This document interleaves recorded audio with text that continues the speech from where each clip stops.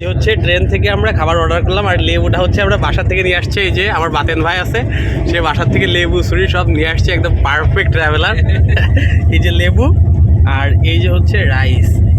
Train লাইনের খাবার প্রথম খাবো ইন্ডিয়ান রেলওয়ের হামসফর এক্সপ্রেসের। এটা হচ্ছে রাইস, হ্যাঁ শুরু করে দাও। বিরিয়ানি টাইপের। আর এখানে হচ্ছে পনিরের তরকারি, আমি একটু দেখাই।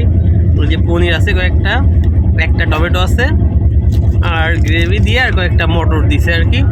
এইটুকু তরকারি আর এইটুকু হচ্ছে রাইস। এইটা দিয়ে দাম পড়ছে 120 রুপি। আমার কাছে মনে হয় যে এইটুক আর এইটুক দিয়ে 120 রুপি খুব এক্সপেন্সিভ।